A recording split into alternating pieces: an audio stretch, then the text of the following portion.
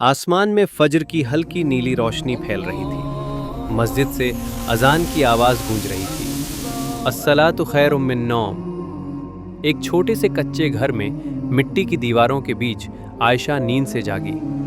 उसकी उम्र सिर्फ 13 साल थी, लेकिन आंखों में ऐसा सुकून था जैसे उसने जिंदगी को बहुत करीब से देखा हो। आयशा ने चुपचाप अपनी अम्मी को सोते देखा। अम्मी सारी रात सिलाई करती थी। उनकी उंगलियों में सूजन थी, लेकिन चेहरे पर सब्र। आयशा ने वुजू किया, ठंडा पानी चेहरे से टकराया तो उसने आंखें बंद कर ली।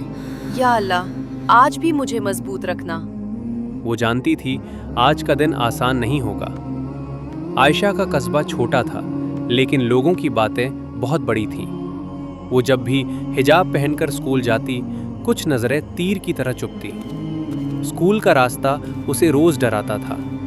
देखो, फिर से एक काली चादर वाली आ रही है। ये जमाना बदल गया है, पर ये नहीं बदली। हंसी की आवाजें उसके कानों में गूंजती। आयशा के कदम रुकते नहीं थे, लेकिन दिल कांप जाता था। या अल्लाह, क्या मेरा गुनाह सिर्फ इतना है कि मैं तेरी मर्जी से चलना चाहती हूँ? क्लासरूम में आयशा सबसे पीछे बैठती थी। वो सवालों के जवाब जानती थी, लेकिन हाथ उठाने से डरती थी। उसे लगता था अगर वो बोलेगी तो लोग फिर हंसेंगे। एक दिन टीचर ने पूछा, इस सवाल का जवाब कौन देगा? पूरी क्लास चुप थी। आयशा जानती थी जवाब। उसका दिल जोर जोर से धड़कने लगा। हाथ उठाया, फिर नीचे कर लिया, लेकिन तभी उसने अपने अब्बा की आवाज याद की। बेटी, डर सिर्फ इंसानों से होता है, अल्लाह से नहीं। आयशा ने दोबारा हाथ उठाया। पूरा जवाब सही था। टीचर मुस्कुराई, लेकिन पीछे से फुसफुसाहट आई। देखो, इसे लगता है ये बहुत होशियार है। उस दिन आयशा घर आकर बहुत रोई। रात को सब सो गए थे। आयशा उठी, चुपचाप नमाज के लिए खड़ी हुई।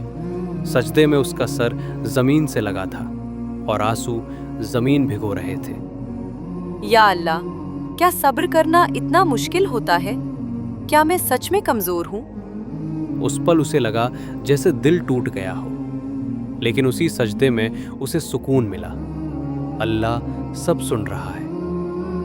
अगले दिन कुछ अलग हुआ। स्कूल में एक नई लड़की आई, ज़ैनब। वो भी हिजाब में थी। ज़ैनब ने आकर आयशा के पास बैठते हुए कहा, तुम अकेली नहीं हो। आयशा की आंखें भर आईं। पहली बार उसे लगा मैं गलत नहीं हूं। धीरे धीरे आयशा पढ़ाई में आगे बढ़ने लगी।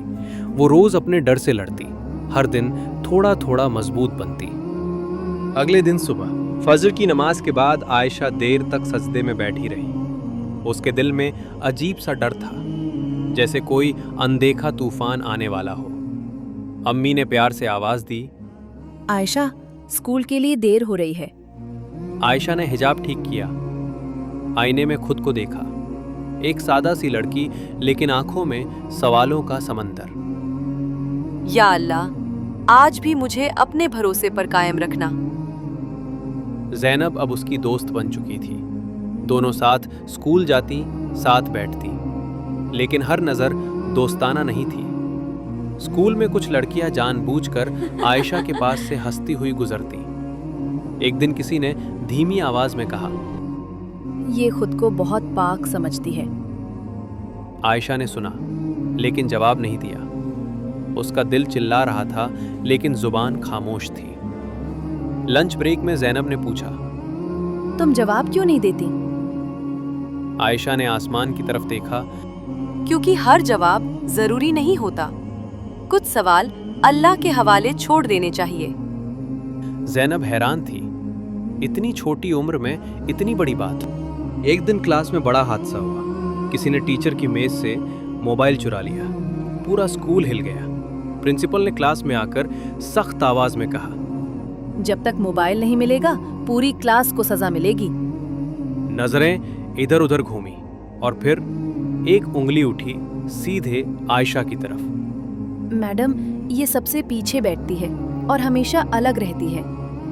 आयशा का दिल जैसे रुक गया। क्या ये सच है? प्रिंसिपल की आवाज भारी थी। आयशा के होंठ कांपने लगे। उसकी आंखों में आंसू आ गए। नहीं मैडम, मैंने कुछ नहीं किया। लेकिन कौन सुनता। उसे ऑफिस में बैठा दिया गया। पूरी क्लास फुसफुसा रही थी। जैनब रो रही थी।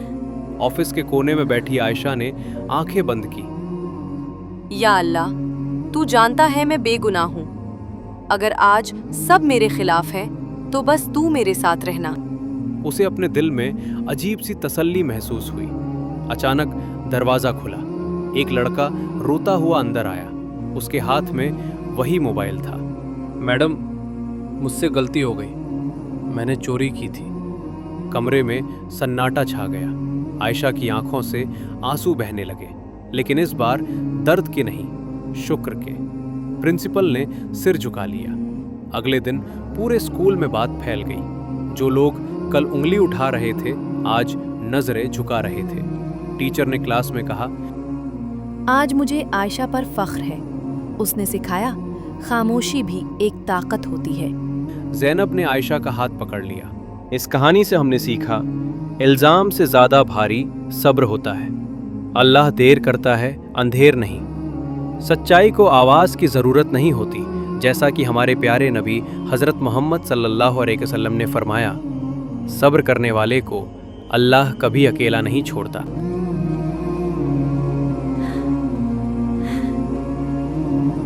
The college introduction? Yes, it's next week. I'm excited. Me too. Do you know Aisha?